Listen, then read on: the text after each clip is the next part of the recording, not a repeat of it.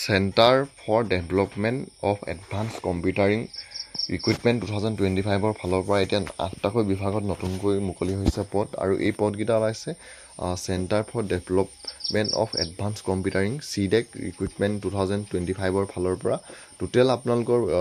8টা বিভাগত পদ মুকলি হৈছে আৰু টোটেল আপোনালোকৰ পদৰ সংখ্যা হৈছে 18টা আৰু টোটেল পদৰ সংখ্যা হৈছে 19টা কণ্টেক্সচুৱেলৰ কাৰণে ওলাইছে এই পষ্টকেইটা আপোনালোকৰ ৰেগুলাৰ বেছ নহয় কণ্টেক্সচুৱেলৰ কাৰণে ওলাইছে পষ্টকেইটা আৰু এই পষ্টকেইটাৰ যদি আপোনালোকে আবেদন কৰিব বিচাৰে তো আবেদন কৰা লাষ্ট ডেটটো হৈছে 20 জুন 2025লৈকে আপোনালোকে এই পদকেইটাৰ কাৰণে অনলাইন যোগে আবেদন কৰিব পাৰিব ইয়াৰ অনলাইন আবেদন কৰা লাষ্ট ডেটটো হৈছে 20 জুন 2025 আৰু ইয়াৰে আপোনালোকৰ প্ৰথমটো প্ৰজেক্ট এছ'চিয়েট ফ্ৰেছাৰৰ কাৰণে ওলাইছে এটা পদ তাৰপিছত ছেকেণ্ড আপোনালোকৰ পদটো ওলাইছে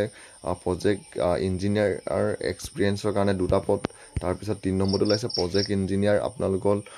এক্সপিৰিয়েঞ্চৰ কাৰণে ওলাইছে 3টা পদ তাৰপৰা 4 নম্বৰটো ওলাইছে প্ৰজেক্ট ইঞ্জিনিয়াৰ টেকনিকেল মাৰ্কেটিঙৰ কাৰণে ওলাইছে এটা পদ তাৰপিছত ওলাইছে প্ৰজেক্ট অফিচাৰৰ কাৰণে 6টা পদ তাৰপিছত ওলাইছে প্ৰজেক্ট ছাপৰ্ট